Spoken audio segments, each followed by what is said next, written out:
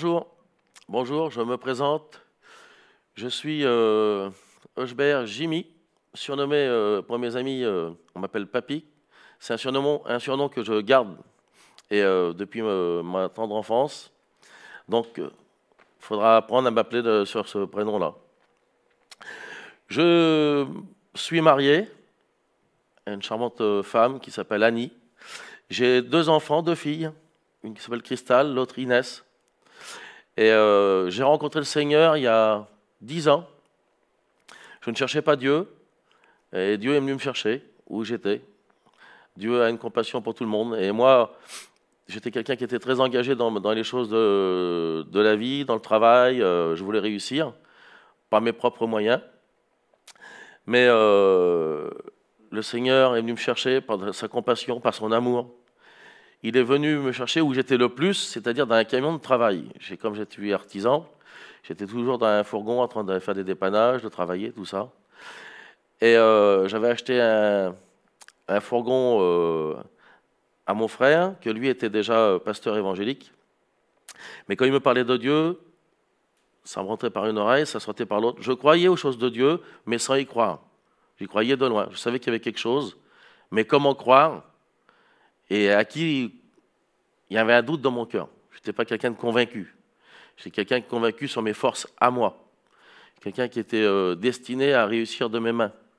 Qui voulait avancer coûte que coûte dans la vie pour avoir du bonheur pour moi-même, pour mes enfants, pour ma femme, pour acquérir des moyens, du bien immobilier, pour avoir des voyages, pour avoir des voitures, enfin, ce que tout le monde désire sur la terre maintenant. On veut acquérir des biens, on veut acquérir des choses. D'ailleurs, les télévisions sont saturées de ça. On fait montrer le bonheur des autres, bien souvent qu'on ne pourra jamais atteindre, parce qu'il est inaccessible. Des maisons à Dubaï, pour quelques personnes, ce n'est pas pour tout le monde.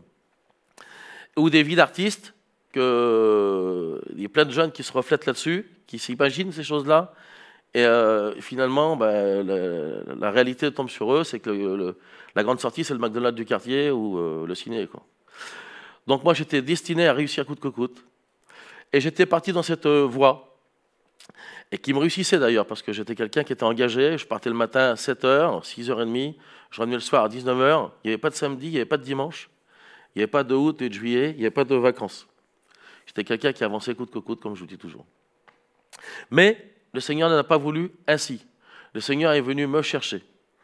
Un disque qui avait été oublié dans une voiture, dans une fourgonnette. Un disque d'études bibliques. Pour quelqu'un qui n'est pas chrétien, les études bibliques, c'est la Lune ou Mars.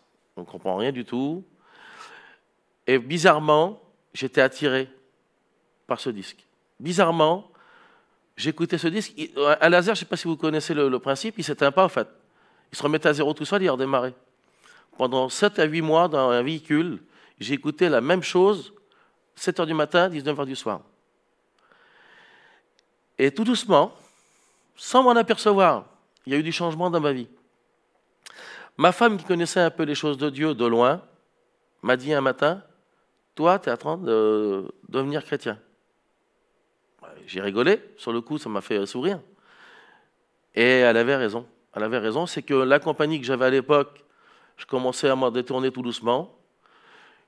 Par le biais de mon frère, j'ai commencé à aller à quelques réunions qu'il faisait dans les réunions de maison. Et finalement, j'ai rencontré un ami qui avait longtemps que je n'avais pas vu et qui était devenu pasteur évangélique. Et puis les quelques réunions qu'il y a eu dans cette réunion de maison, là, il y a eu une conclusion à la fin des réunions. On a dit, bon, on va arrêter. Il y a quelques mois qu'on fait des réunions chez vous. Ils avaient présenté la conclusion comme ça, les 4 hommes qui amènent le paralytique vers Jésus. On t'a présenté Jésus, que décides-tu de faire? As-tu la foi pour accepter ou n'as-tu pas la foi d'accepter? Et moi, bizarrement, l'appel qui a été fait pour les autres, je l'ai pris pour moi. Cet appel, il a résonné dans mon cœur. J'avais un frisson qui m'est passé dans le dos, une sensation, une présence que jamais j'avais connue de ma vie. Jamais j'ai ressenti ce bien-être. Jamais j'ai ressenti cette façon de voir les choses. Jamais On aurait dit qu'il y avait des écailles qui étaient tombées de mes yeux, comme l'apôtre Paul sur le chemin de Damas. Ces choses, je ne les connaissais pas. Je partais un peu dans l'inconnu, mais je savais que c'était bon. Et il y avait une voix qui me disait, non, ne vas pas, tu vas perdre tout ce que tu as, tu t'es engagé depuis des mois, des années dans cette voie, tu vas tout perdre. Tu es en train de construire une maison, tu es en train de construire ta vie, tu es en train de construire, élever tes enfants. Comment tu vas faire pour ton avenir? Et plus je savais que cette voix me parlait, plus je sentais qu'on voulait m'empêcher d'aller ce que je connaissais comme la vérité. Je ne connaissais pas la vérité avant, mais là j'étais convaincu. J'étais un homme campé sur mes positions. J'étais quelqu'un qui savait où il allait, par mon caractère, mais là je savais que c'était la vérité. J'ai dit non, c'est là. Et d'expérience en expérience, j'ai connu la nouvelle naissance dans un fourgon. Je passais les mains par le carreau de la vitre et je touchais l'air. On a dit que je connaissais l'air pour la première fois. On a dit que je voyais les choses pour la première fois. On a dit que je voyais mon foyer pour la première fois. Des choses que je voyais tous les jours dans la vie, des fleurs, des arbres. J'étais émerveillé. Mais mes enfants que j'ai vus élever, on a dit que je ne les avais pas vus. On a dit que j'étais amnésique, que je m'étais réveillé 20 ans après. Je voyais mes deux enfants, mes deux filles, comme que je venais, qu'ils arrêtaient de me donner que maintenant. Je voyais ma femme comme si que je venais que me marier maintenant. Ces choses qui étaient là étaient devenues merveilleuses.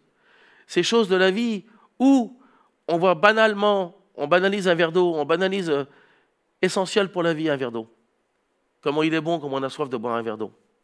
Comme il est bon de respirer une pleine bouffée d'oxygène, comme on se sent étouffé quand on sort d'une piscine, qu'on fait un sous l'eau.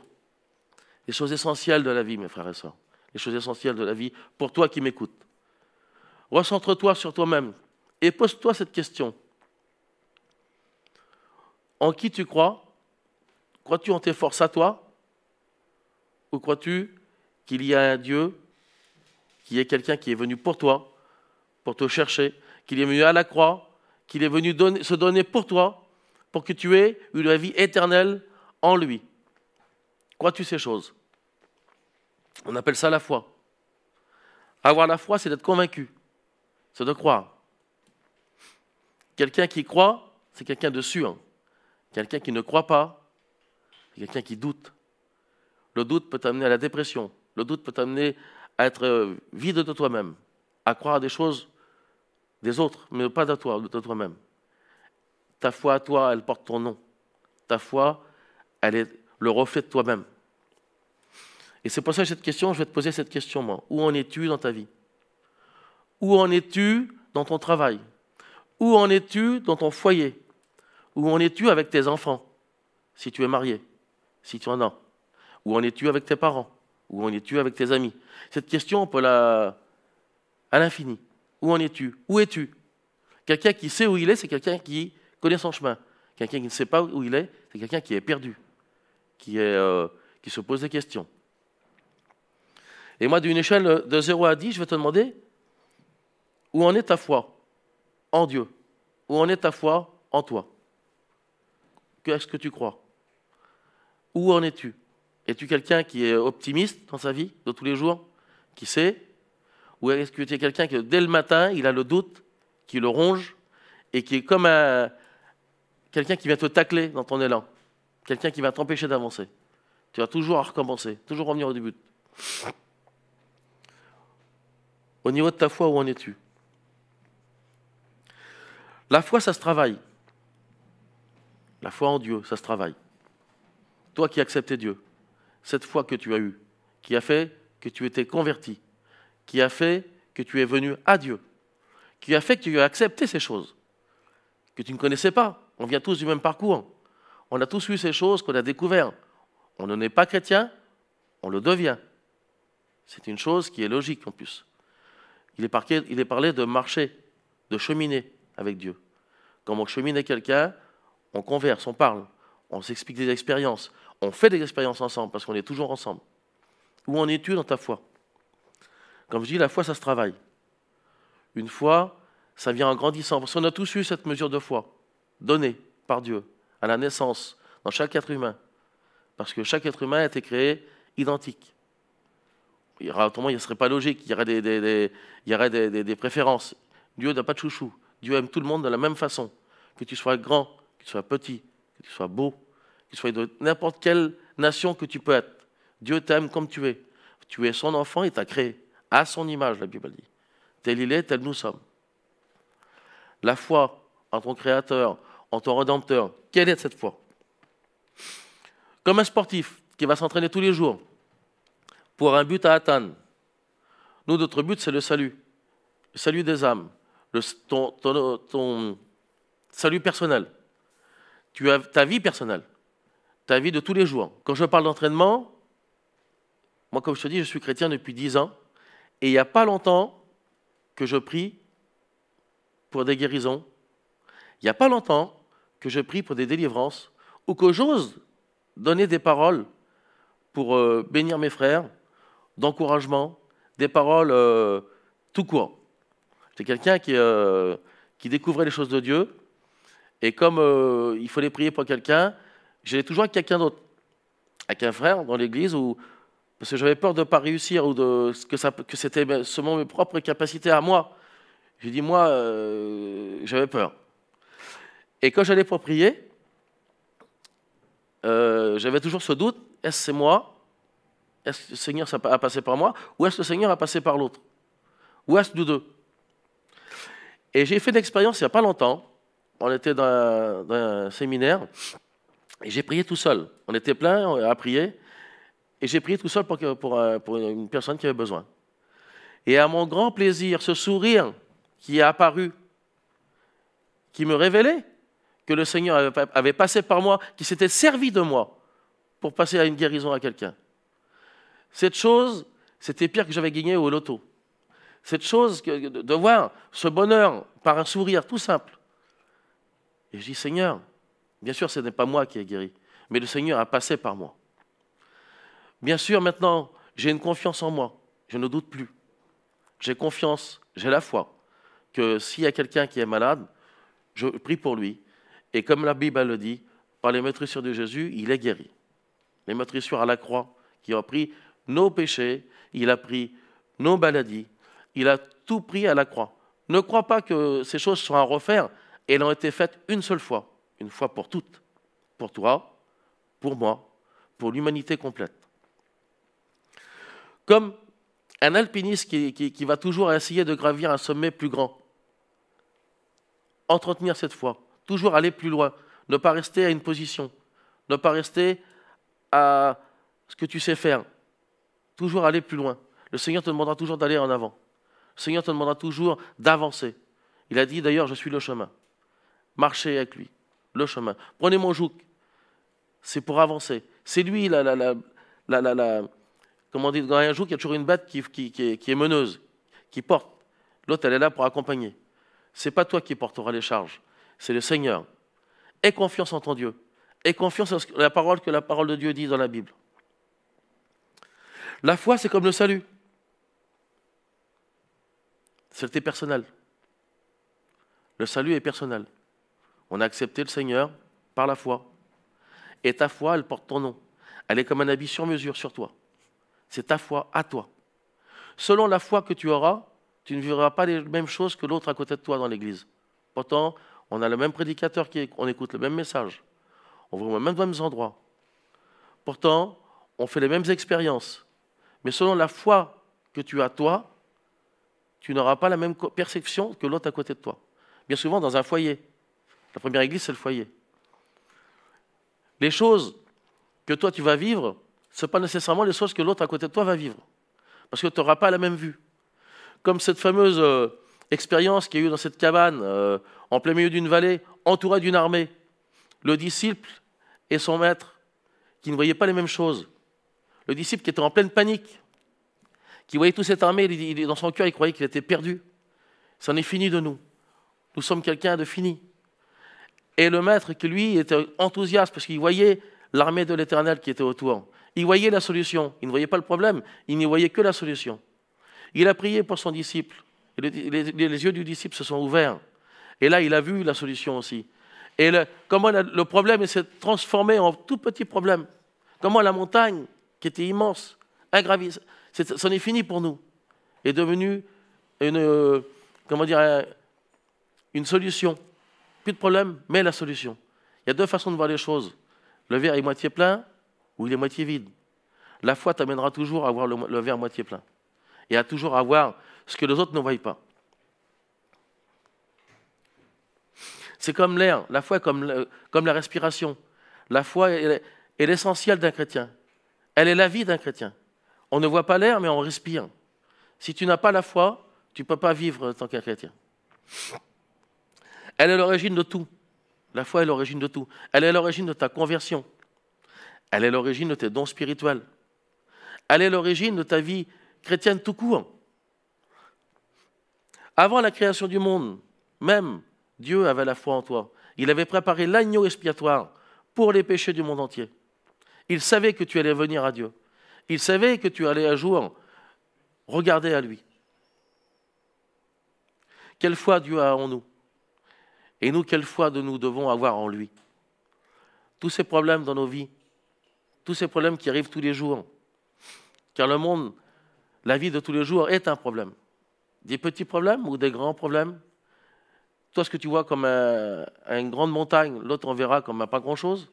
C'est pour ça que je te dis, ta foi est personnelle. C'est pour ça que toi, tu dois avancer selon ce que tu as reçu dans ton cœur et à l'entretenir pour augmenter cette foi. Tes dons spirituels, comme je disais tout à l'heure, viennent de la foi que tu mets à ce que tu as reçu. C'est la foi qui fera déclencher ces dons spirituels. C'est la foi qui te donnera à avoir l'audace d'aller prier. C'est la foi qui te donnera à obtenir des guérisons. C'est ta foi. Le Seigneur a dit, je n'ai jamais vu une foi telle en Israël sur une certaine personne. Il était enthousiaste. On le sent dans la lecture. La foi. Il était heureux que quelqu'un avait la foi. Et aussi, dans le sens contraire, comment Jean, peu de foi, que vous avez peu de foi, vous ne croyez pas? Un reproche? Non, non, non, mon frère et soeur. Ne soyez pas de ceux qui ne croient pas. Soyez de ceux qui croient. En qui vous avez cru? En Jésus. Et il vous amènera à croire en vous. L'évangile, c'est la meilleure manière de se construire à soi-même. L'évangile, on construit notre vie. On construit notre vie chrétienne, d'accord? Mais notre vie tout court est construite de cette vie aussi. Et elle t'amènera à avancer de jour en jour. La foi te fait approcher de Dieu, d'expérience en expérience. Tu connaîtras ton Dieu. La foi t'amènera, tu as un problème dans ta vie, tu vas prier. Et ce problème va se solutionner. Tu as des moments d'angoisse, tu vas prier. Tu vas te sentir réconforté. Comme Jésus dans le jardin, ce moment d'angoisse si fort que des grumeaux de sang se sont dit de lui. Il a prié et un ange est venu le réconforter.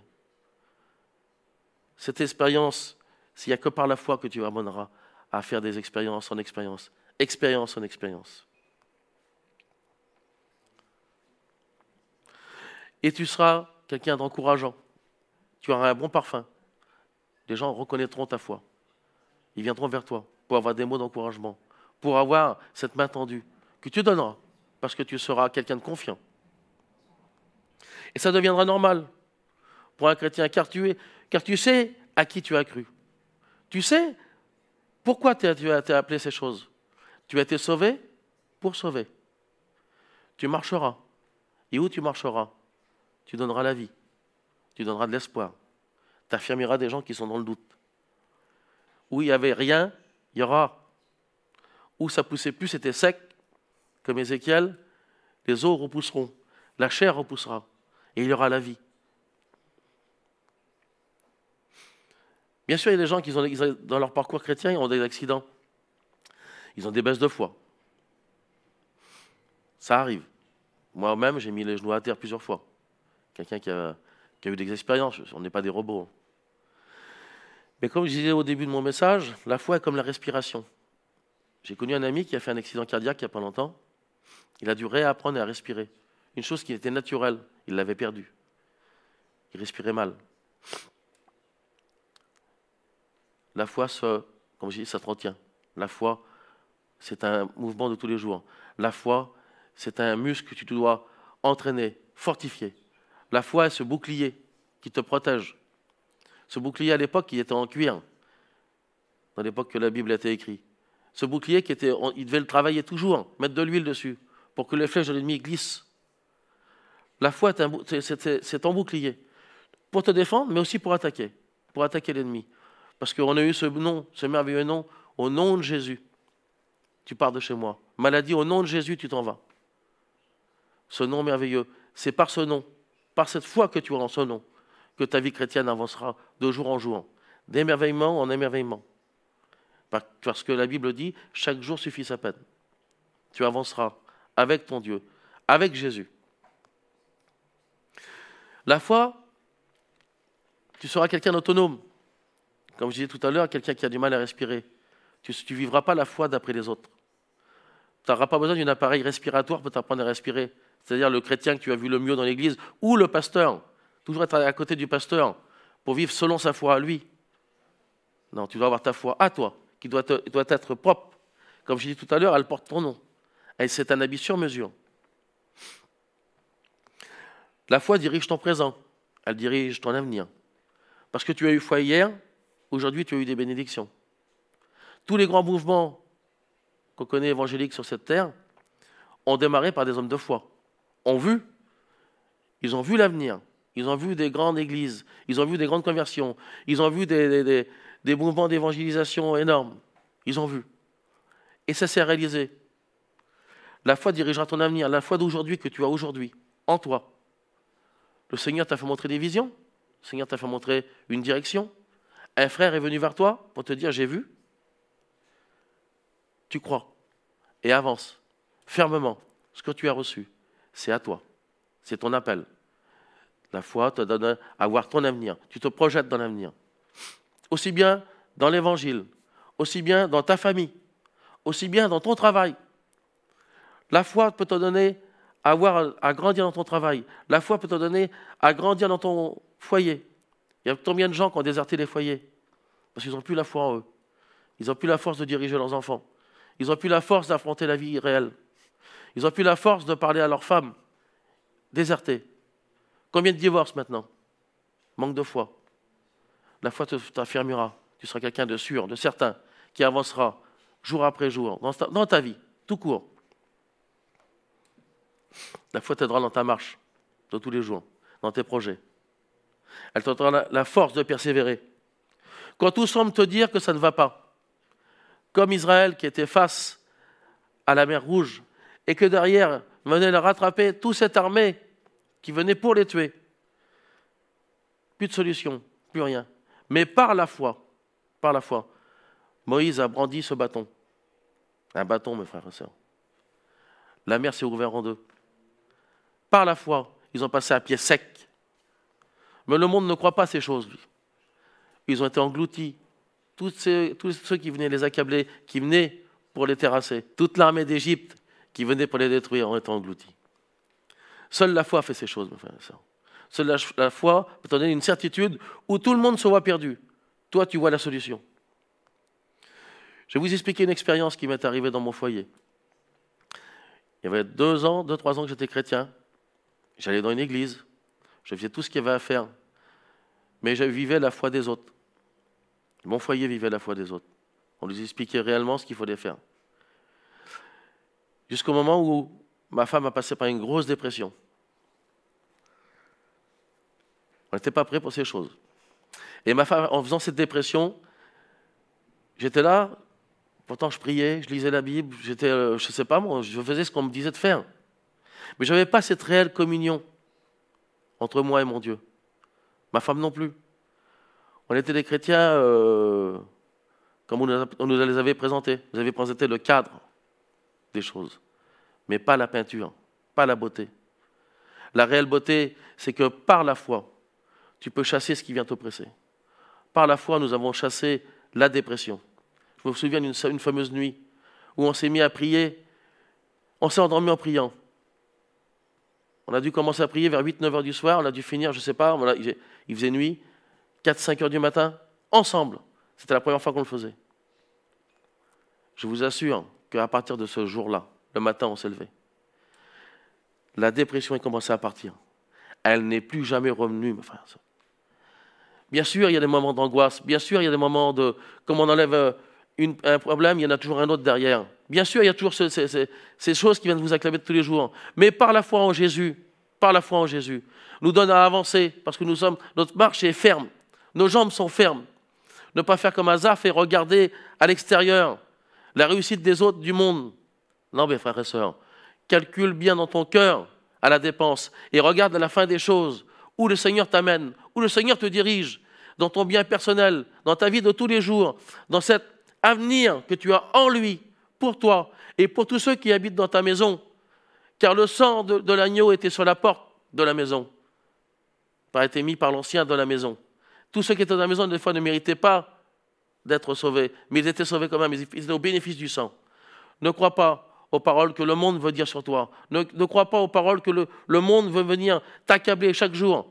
Vous savez, maintenant, je regardais ce matin, c'est que, comme on prend un crédit pour une maison, la seule chose qui est assurée 30 ans, c'est toi. Ce n'est pas la maison. On n'a pas confiance en toi. Il faut faire un bilan, il faut faire toutes ces choses maintenant pour avoir un crédit, pour pouvoir vivre, acquérir. La maison, quand tu ne seras plus là, elle sera encore là, elle. Et tu vois les choses, le monde n'a pas confiance en toi.